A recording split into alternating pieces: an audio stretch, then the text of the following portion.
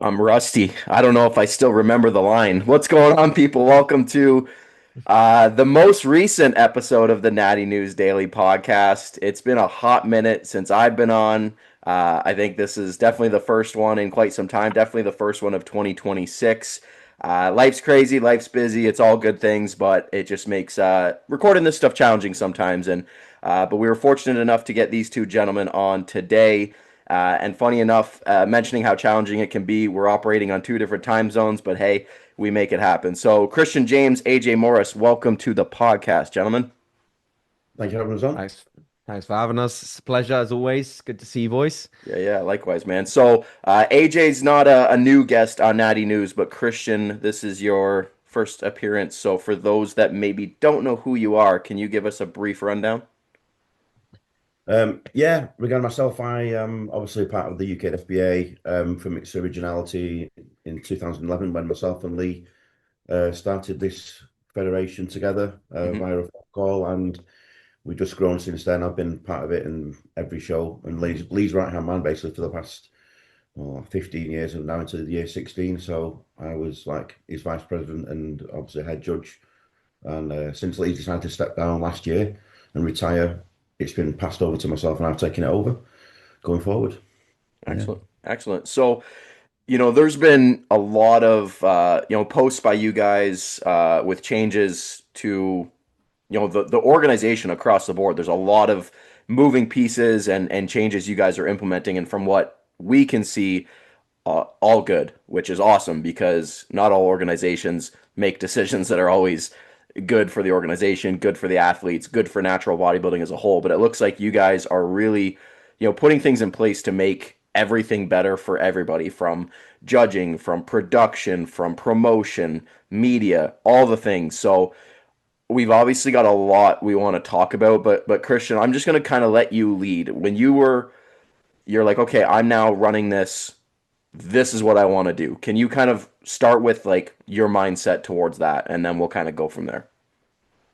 Yeah, sure. I mean, obviously, being a part of like the bodybuilding scene for like, believe it or not, this is my 32nd year in the game, and I'm competing since '96, and I just finished up, and that was my 30th show. So obviously, being a competitor myself, I kind of feel like I know what I want as a competitor, and that ties in with, the current the association, the federation, the athletes knowing what they hopefully want the same things.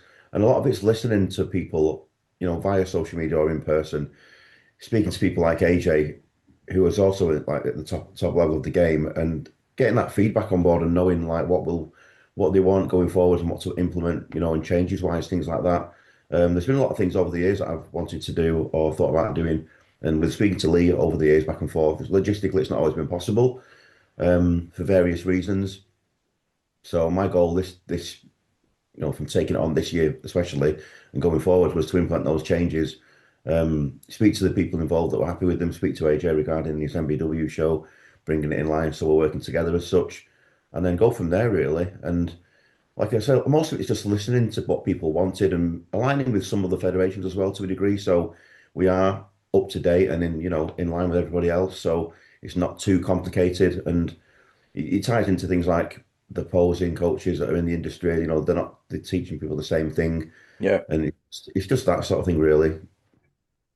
So how do I want to kind of go from here? So going into let's talk about judging and posing because I think that's an interesting subject matter that doesn't get chatted about a lot because there are differences organization to organization, show to show, and you guys correct me if I'm wrong, but the density of shows and density of different organizations and different judging. And AJ, you can maybe mention this as a coach, right? Because I'm sure you can take athletes in a 6 week period to four different federations, and that could see four different judging criteria, poses, the whole nine yards. So for you guys, what was like, okay, we need to figure out what that looks like for us. What was kind of your mindset with that? Well, for me personally, and this is something I discussed with AJ last year regarding making the judging sheets available to athletes following the shows. We didn't Yep. bring it in time for the MBW, but obviously we will do going forward for this year's MBW show and for my season as a whole. It's something I'll continue to do for every show going forwards now. I think it's really good to be transparent. So it shows each individual judge's score for each athlete, so to speak. I Mhm. mean, we can't say there's a class of 20, it's not feasible to score every, up to 20 people. But if you're in that top five and then we score to six and everyone else is seventh, you'll still see if you made that top six, and if you didn't, and where each judge has you, so to speak. So I Sure. think, and you'll still get that feedback personally from me anyway going forward, regardless. So I just think that's the transparency side of things that no federations do it, and I don't understand why they don't do it. I don't know if they're afraid, but I think it matters massively as a competitor to have that. And like you say, I mean, for me personally, I don't have loads of judges on the panel. It's a panel of six, only five of those judges are judging. Sometimes I may have seven a probationary judge as well on the table. So Yep.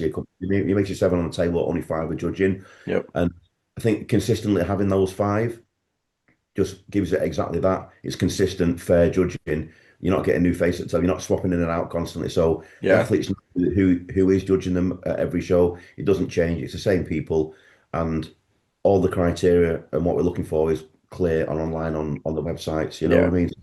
They will know.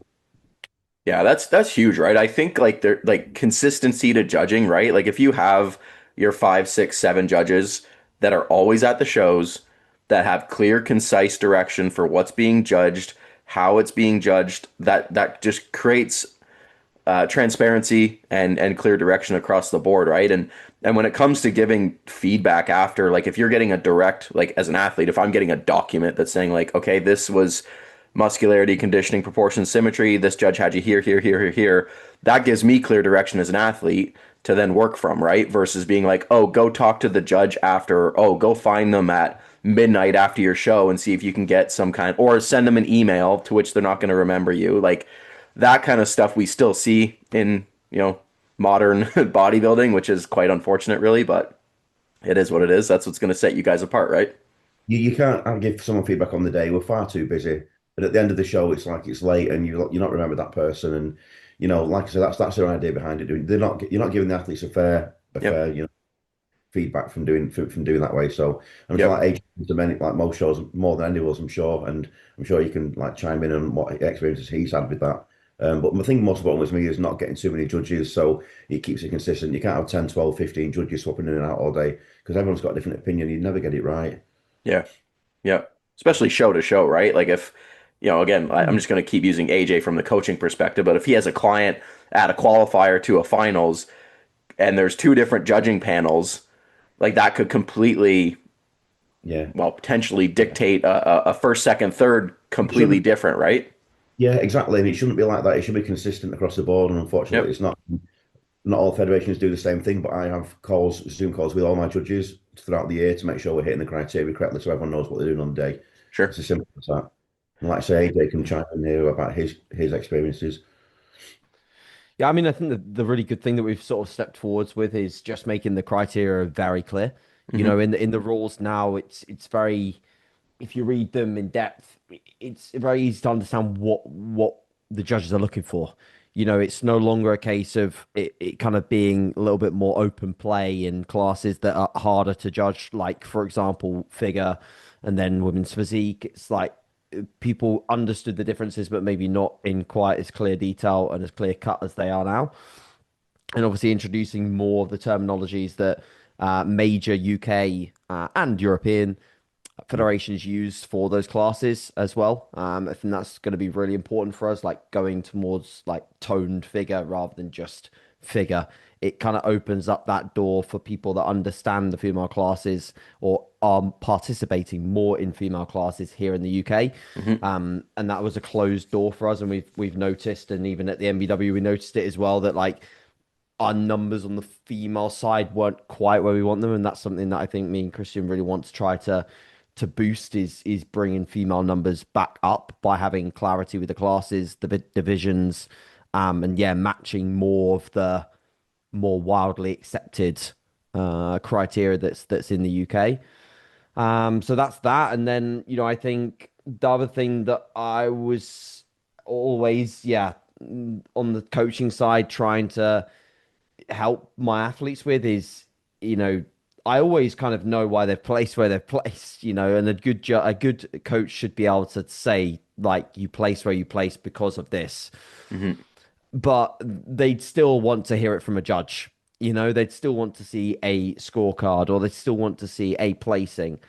And then the other problem is that people give themselves their own placings on social media. So let's say, for example, Christian calls the first five into a lineup, and then because they made it into that first five, they're then assured that they were fifth or fourth if they didn't place top three. But then they could have been like not in the second mix of that call out. You know what I mean? So that blurring of the line, like, and at least placing a good portion of the lineup and having them truly set out, like, here's 1 to 10 or whatever, it eradicates that social media placing on their own kind of thing. And it makes it less awkward for when the judge might have to message and say, look, like, you didn't actually place, Bro, you you didn't weren't place there. sixth, I you knew were I knew ninth. those numbers were buffed.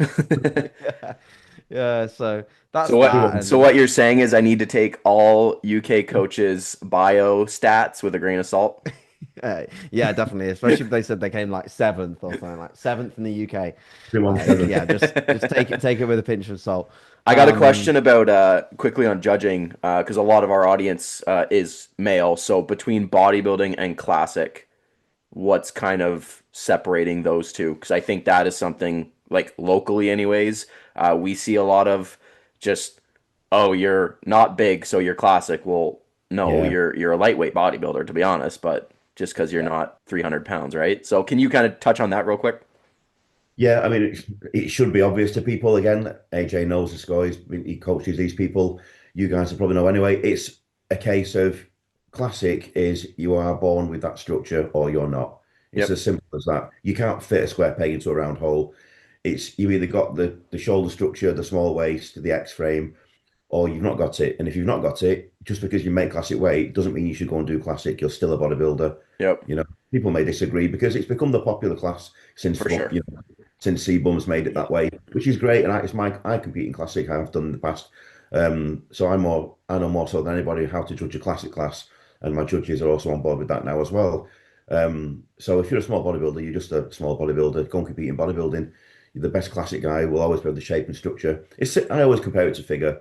It's the same sort of thing. X frame is what you're looking for. Shape and structure is first and foremost. I So think can, yeah, yeah. just on the classic thing, Leroy, I think one of the problems that we've seen with classic is people. So the barrier to entry to natural bodybuilding is already lower than assisted bodybuilding, right? You go to an assisted show, you watch, and you think, right, that's probably not for me right now. I'll do a natural show first, especially if you are, of course, drug free. Great, we'll do a natural show. So the barrier to entry is lower. And then people see that if they want to be a bodybuilder, they see the ladder to bodybuilding as classic and then bodybuilding, and that's a problem Yeah. because that the classic division is not like it is in the NPC, where maybe it is a ladder to get to open bodybuilding, and you might turn pro in classic first and then go to open.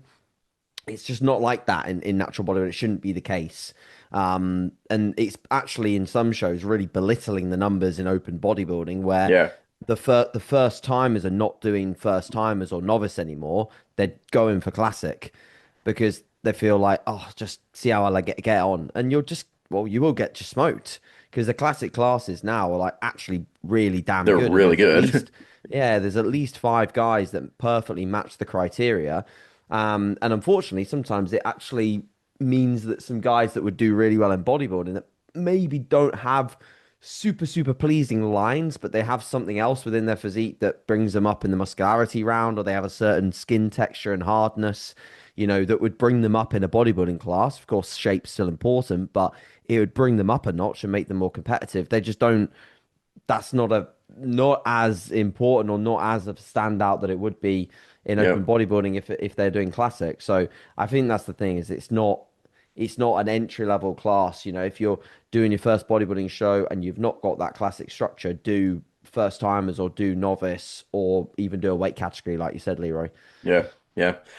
What about posing? Is there classic poses? Is posing judged like flow, transition? Do you guys have a criteria for that? Because just speaking for me from the WMBF, they are judging like how are you going from pose to pose. That is, I don't know if it's an actual score, but it's something that they do pay attention to, which can separate, if one and two are really good, one is robotic, two has flow, then Yeah. two would get the edge. Are you guys judging that or no? Yeah, that's in the new rules and criteria as well that I put up. Good. We always judge it as such without actually scoring it. But this time around in the classic class, your posing is going to be judged as I like well. that. I like that. Because I like to think it gives people more of an effort and it gives them more encouragement to actually make more of an effort with the routine and the compulsories. Obviously the best guy is always going to win. He won't lose because his posing routine wasn't as good as another guy who doesn't place. So, Yep. because of that, regarding the routine and the posing, I'm bringing in a best poser award for the classic class for each show going forward as well Nice. to reward those people that do that. Doesn't mean the person that wins that best posing award is going to win the class, of course, obviously, but it's going to be scrutinised a lot more than it was in the past. And I think as an athlete, I would appreciate that more as well. That's Yep. something that I want to do. So I think it just helps and gives encouragement to those that want to make more of an effort, and Yeah. hopefully they'll pick more classic posing routine tracks rather than Oh, arm and things like that. Which I just think, why have you picked that and you're in the classic class? That it doesn't match, does it? So come man, on. nothing drives me more nuts than watching routines for classic and like someone comes out to like Metallica or like Disturbed and I'm like, "Nah, dude, you missed the boat here." And we've all seen it, and we'll probably will continue to see it, but that's when the feedback will come in. Yeah. And just a slight word on feedback is don't get offended by the feedback that I give people because I'm trying to help you. It's not a personal attack. Yep. Let's take it on board. If you choose to take it on board, great. If you don't, then that's up to you. Yep. But yeah, 100%. please pose classically. You don't have to do the same for bodybuilding, but you can do the same for bodybuilding. But in classic, it'll get rewarded, as we go forward. Yeah. Is there classic poses or what's Yeah. just again because a big portion of our audience is going to be wanting to know this stuff. So can you quickly run through like front double, side chest, like what is Yeah, classic poses? like I brought this in 2 seasons ago. It's the same as the NPC and the Okay. IM posing. It's just the five compulsory poses: the front double biceps, Yep. side Yep. chest, rear double bicep, abs and thigh with vacuum, and then a classic pose of choice. Okay. So it's like exactly the same to bring it in line again. Yeah. Excellent. Excellent. Leroy, I noticed in the WNBF when they were calling the front double bicep at Worlds, they called it the asymmetrical front double bicep. Is that a rule or regulation that they have to hit it asymmetrical in WNBF then? Correct. Yeah, Yeah, so interesting. in WNBF they want your front and back double, one hand kind of up and open. I don't like how most do it. Um, like the No. I'll maybe I'll put up a side by side and I'll see if people are curious because like a lot of people just kind of stick their hand up like straight up. I don't Really love high. Yeah, I noticed yes, that as and well. Yeah, like it's I not don't even love that I double don't anymore. love that at all from like an aesthetic Yeah. standpoint. There's got to be like I think I'm trying to think of who I looked at when I was doing it. I think it was um, Frank Zane. He kind of had like a bit more like lower arm, more torso twist. Like it was very askew to like a normal like front double or back double, but they are judging that. Same with the Mm. fists on your side chest. This way, you got to have them like Yeah. that. I don't like that at all, but that's what they're judging. And then it's two classic poses at the end of your choice, front or side. So pros and cons to what they're doing with that. Again, like as someone who did classic in the WNBF and turned pro under it, there are things that I like that they're doing, and I'll be quite honest. There's things with the posing judging that I'm like, I don't love that, but it is what it is, Here's right? here's my gripe with mandating something in classic physique like that, right? Like the whole idea of posing being more of an art form. If you're going to then tell someone like you have to hit it this way, and I get it from a judging perspective, you want some consistency, but like that was the beauty of posing back in the classic era was each person had their own little nuance that they did that made it their pose and showed their strengths and hid their weaknesses. Where like you said, Leroy, like especially that side chest, there's guys that can pull that off and it looks beautiful and it probably looks better than their standard side chest. But then there's other guys that just hit a side chest with a massive chest and that's classic for them, right? So like I always want to see more of like the art bled into the classic posing rather than saying like, no, you have to hit it this way because that's what the judges want to see. Yeah, Yeah. that's why I've given them the choice. It's just compulsory poses of five. You hit the variation that you choose because at Yep. the end of the day, I'm going to pick the most classic guy anyway, regardless, Yep. Yep. and that's how it should be judged.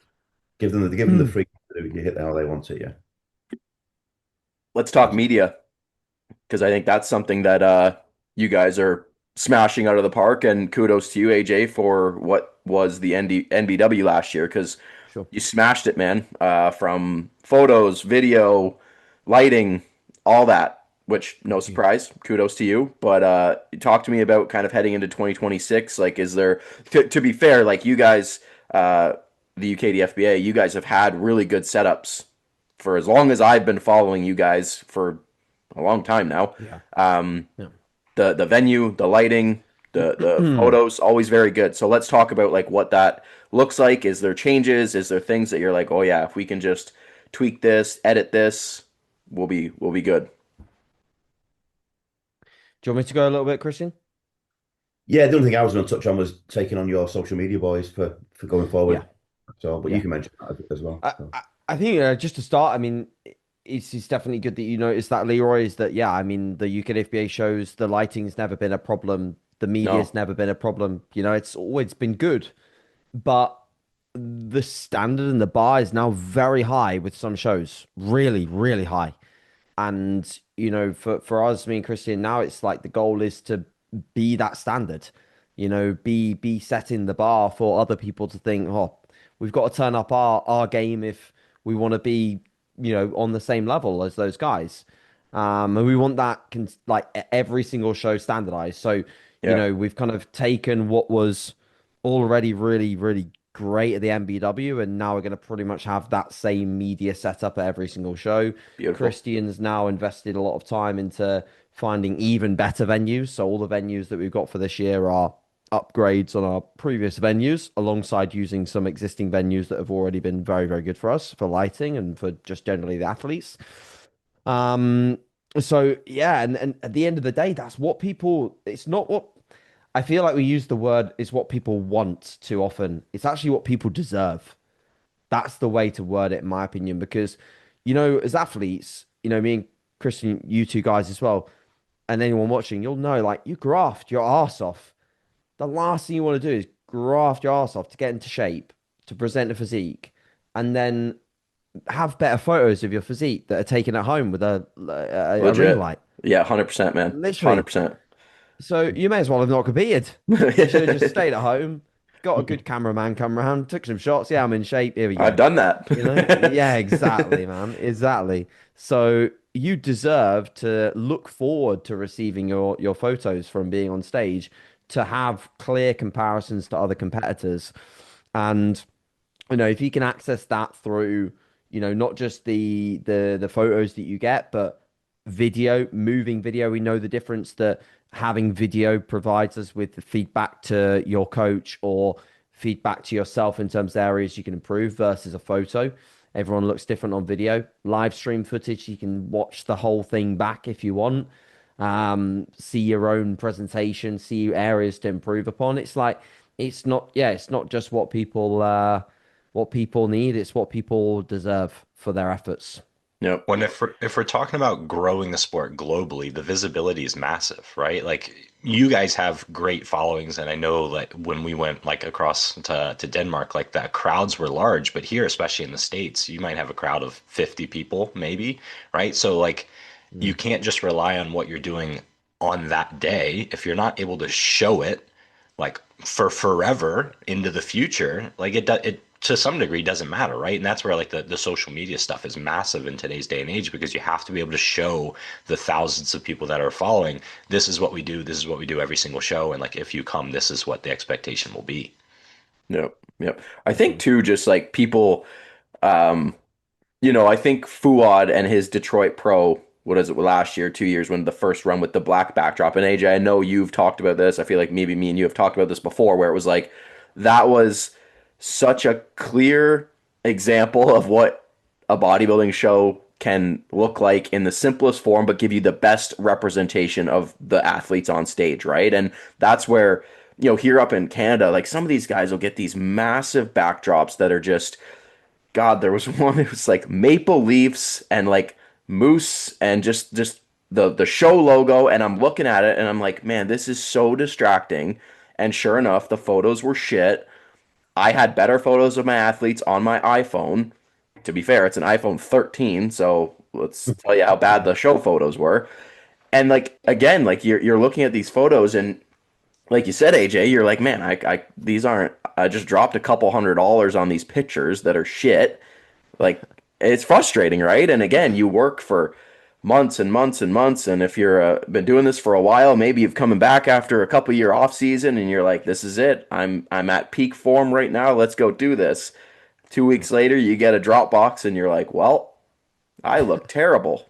This is not good. There goes AJ right there, heading out Yeah, for the I'm bit. gone. I think I'm gone.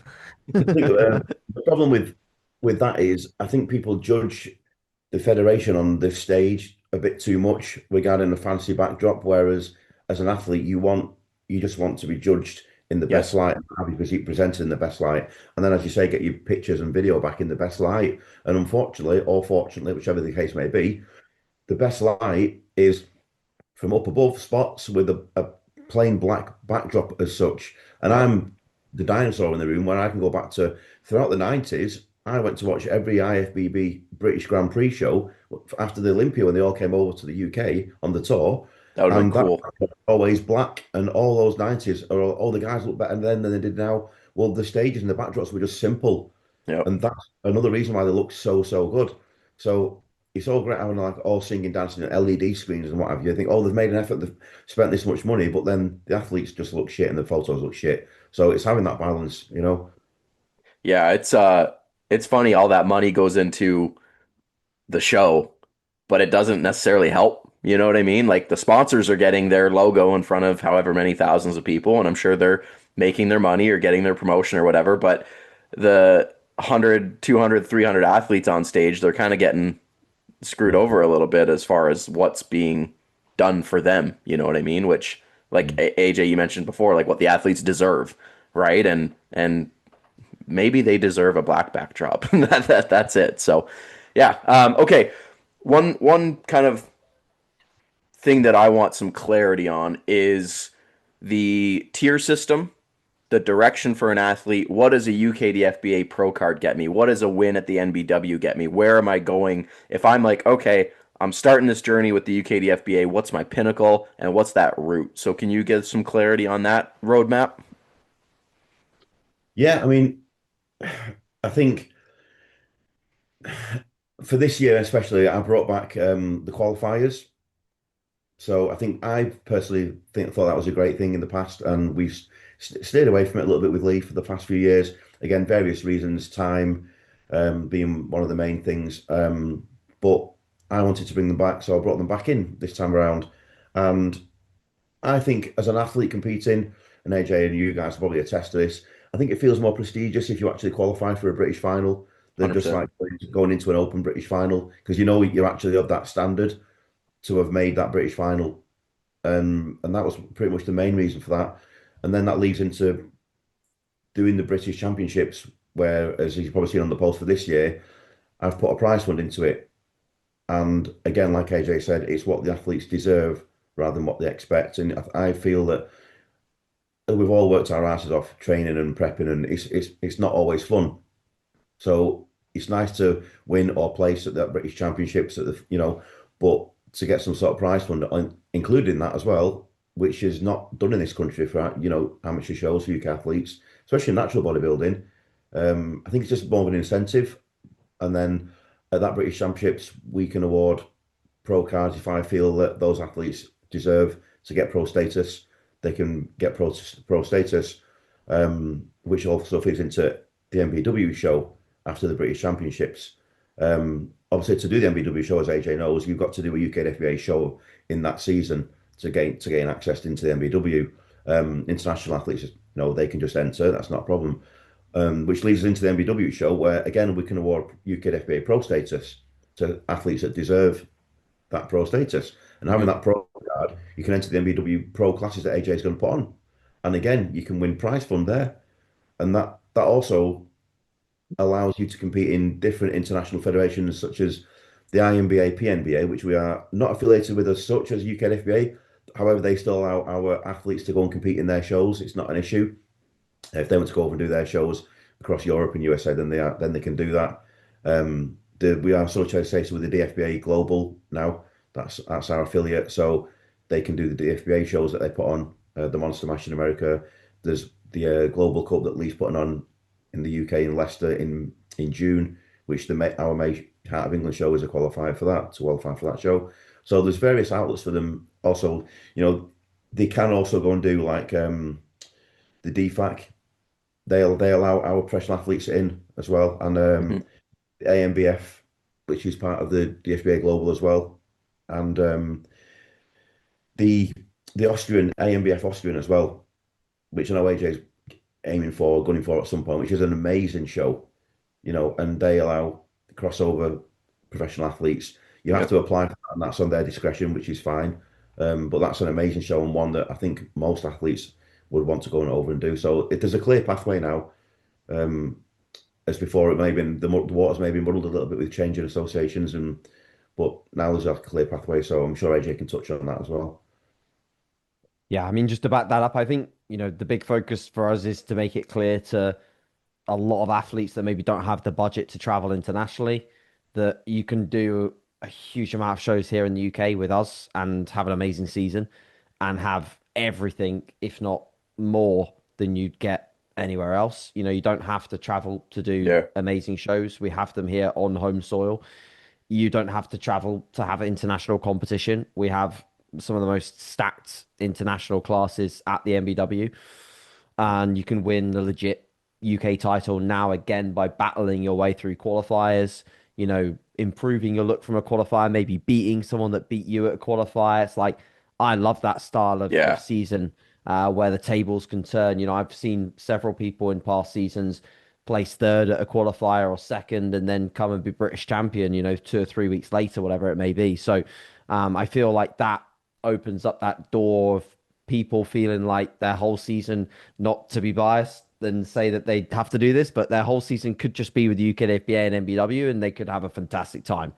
They don't even need to look anywhere else. There are, of course, like loads of other shows that you could do, but if you really want to knuckle down and like the title means something to you, like getting a UKDFBA British title, getting an MBW title. That's what me and Christian really want is like we want the titles to mean so much to people that they're willing to just like Yep. lock in, commit, do the qualifier, do the British, land up at the MBW. Season could be done there. Could be awesome. They could Yep. do like if they turn pro, they could even if they turn pro at the British or turn pro at the MBW, they could do the pro class, the MBW, make a great pro debut, season wrapped up, job done. We wanted to offer it all on home soil, and then if there's someone that wants to travel, there are shows that you can travel for, and whether that's within, INBA, PNBA, AMBF, like Christian said. I mean, the Austrian show run by Matus is, yeah, that's seriously good. Yeah, seriously amazing show. It's probably one of the only shows that I've ever been to. Like there's a lot of things here that I want to up my game on for the MBW. Um, so yeah, Yep. and that he's doing an amazing job. So look forward to developing that relationship a little bit more with him as well, hopefully in the future, because he's a great guy and he's just got the same passion that me, Christian, you guys have for Yep. bodybuilding. It's the same with I talk a lot with Daniel, DFNA. Yeah. Yeah, Yeah. exactly. I spoke to him last week as well on a Zoom call, and there's things in the works with the Danish that are coming for international athletes. So let's just say, like, not this year, but as we go forwards, there's going to be opportunities again for the UKDFA team Yep. to be going up. And you know how good their shows are as well. They're Yeah. Yeah. It outstanding. was brilliant. That's a great Yeah. event. So again, there's a Yeah. lot of things coming in. Myself and AJ are like we're really looking forward and excited to bring this to the athletes that are going to compete in. This is literally just the start of what we're planning. So we already know like our standard is very, very, very high within natural bodybuilding. It's very high.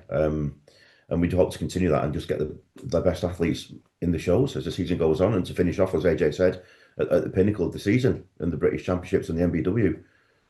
Sweet. I think that's a beautiful way to close this out, man. So if people want to kind of stay up to date with everything, what's the best place for them to go? Instagram? Yeah, and Instagram's the best place. That's where I put most of the updates. Well, I put all the updates on there as I go along. Whenever I get anything, I'll Yep. put everything on there. And they can always send me a DM if they've got any questions. And I would also like to say, just go on the website and check the rules and criteria and have a proper read through them. It tells you everything you need to know on there. And I'm sure AJ can say the same thing regarding regarding the MPW. Mm. I mean, there's FAQs on there, Christian, but people don't read FAQs anymore. No, they don't. They The frequently asked questions come into my it's email easier. or my DMs every day. Yeah, it's easy to DM a question than just go on the website and say, "Have you read the rules?" And they go, "No," and I go, "Oh, well, maybe you should Yeah, start." And then if you can't find what you want, come and DM me because people still yeah, think they can enter the British Championships without doing a qualifier, and I'm like, yeah. you do realise you've got to do a qualifier show to qualify for the British. It's not open, and I think that's just because the last few seasons it's been an open show, and then people still DM me and say, "I'm doing the NBW," and I'll say, "Are you?" How are "Well, you? no, How you." you doing that? Yeah. But AJ will get the ill worse than me, and it's like, you do realise the rules, and they go, no. And I say, did you read the post on Instagram? No. No. Oh, well, there you go. And, Yep. do that Good first, and then stuff. ask the question. Because I said to AJ before, the last thing he will want is for people to enter and then have to email or speak to them individually and say, you can't do it because you've not done a UKDFBA show. Oh, I didn't know. Well, that's on them because just read the post. Help us out here. Give us a hand. Keep Oh yeah. keep tagging Natty News as well because we'll try to get more eyes on it. So if you keep collabing us, we'll make sure we spread the word so AJ and Christian's inboxes don't get blasted and they don't get heat. All right, Uh, gentlemen. Well, I appreciate your time. Thank you. Thank you for your time. We really appreciate it. No, not a problem. Well, guys, I don't know when the next podcast will be, but please subscribe, please like, because we'll keep pumping it out. Obviously, the Instagram page is alive and well. I can say that we're keeping that going, which is where everybody finds us. The 30,000 Instagram is a lot better than the 50 views on YouTube. So we'll do where the people are, we will remain. So thank you guys for watching, and we'll see you guys in the next one.